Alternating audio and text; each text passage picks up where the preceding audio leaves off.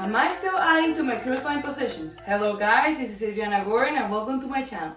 If you find any value in my videos, don't forget to subscribe, smash the like button for the YouTube algorithm, and follow me on my Instagram. Okay, most of the comments on my cruise lines industry videos from a week ago are people asking if I still have faith in this industry, if I still buy shares from these companies, if it's more of a gamble than an investment, how long would it take to this company to recover, if they are going bankrupt, and if we're in a recession right now, how they are going to make it out of it. In today's video, I will be answering all these questions so I can give you guys my opinion on all this situation, and also I will talk about what Royal Caribbean is doing to sustain during these times and explain Carnival Corporation earnings release.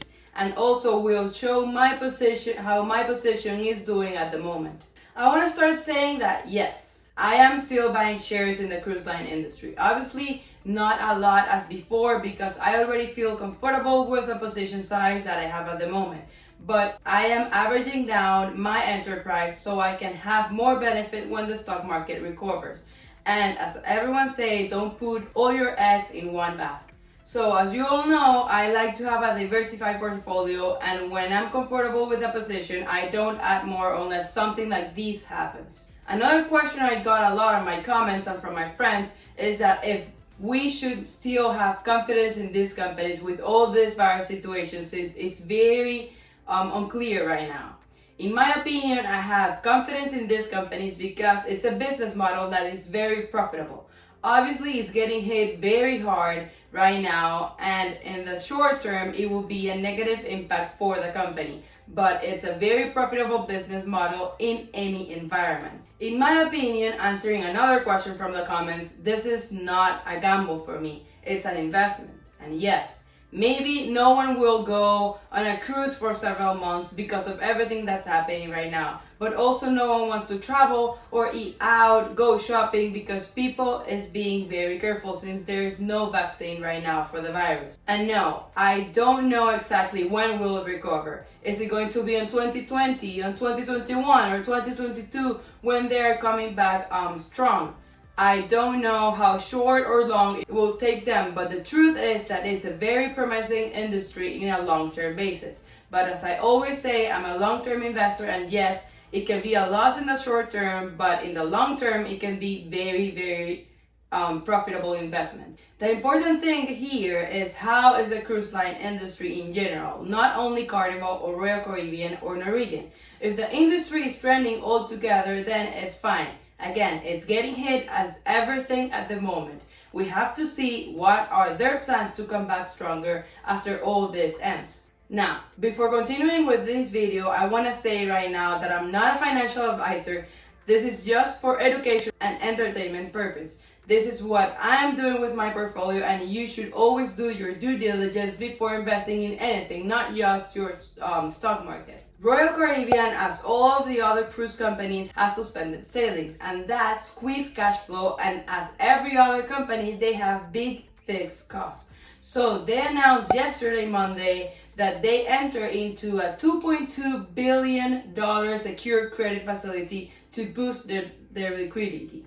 So right now, they have a total of $3.6 billion of liquidity to be able to sustain during these hard times. And I quote Jason Liberty, Executive Vice President and CFO, "We continue to take decisive actions to protect the company's financial and liquidity positions as they enable us to keep focused on our guests, our crew, and our long-term plans." Now, for Carnival, they released their earnings on March 19th. For the first quarter of 2020, they had a GAAP net loss of $781 million, or a 1.14 diluted earnings per share. In comparison with 2019, where they had a net income of $336 million for the first quarter of last year, or 0.48 diluted earnings per share. This net loss includes $932 million of goodwill and ship impairment charges. The impact of the virus on the first quarter 2020 net loss is approximately $0.23 per share, which includes canceled ships as well. and they had a total revenue of $4.8 billion. In comparison to the first quarter of 2019, they had $4.7 billion. Only a growth of approximately 2 or 3%, but in my opinion is a very good growth because of all this virus situation. And besides the virus situation, wave season started strong with booking volume for the 3 weeks ending January 26, 2020, running higher than the prior year for the remaining 3 quarters of the year on a comparable basis. And what this tells me is that this company is still growing exponentially year over year, even though right now we are in a situation that it goes out of their hands. It's important to notice that the virus situation will have a material negative impact as well on its financial results and liquidity.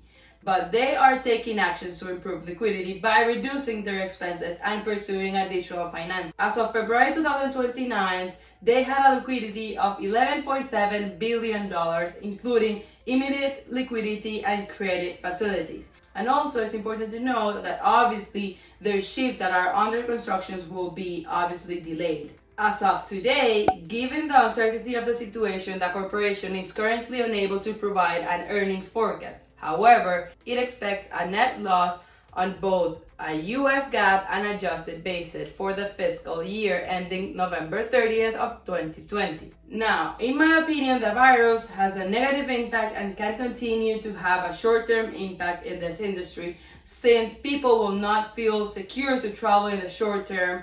Because, for example, I just read a news from the CDC that says that coronavirus found in the Princess cruise ship for up to 17 days after passengers left. So if the virus was there 17 days after they left, we don't know when this actually stopped. And people would not like to travel in the short term. And as they said, that could affect their ability to obtain acceptable financing to fund any shortfall in cash from operations. And still, if the board of directors haven't given any forecast for their company, so it's impossible for me to know what could actually happen until all this virus situation ends. Because yes, I can give you the numbers that I expect them to have at the end of this year and say that those are my expectations in revenue or earnings for this year, but that would be a gamble because of the uncertainty at the moment. Now let me show you my portfolio. For example, here for Carnival, you can see that I'm down 60% and my average cost is $37.10. And for Royal Caribbean, I'm down 30.59% and my average cost is $53.71. Again, I'm a long-term investor, so I'm expecting to have a big profit in these companies in the long term. I don't know if it's going to be 2 years or 3 years, maybe it's 10 or 20 years from now.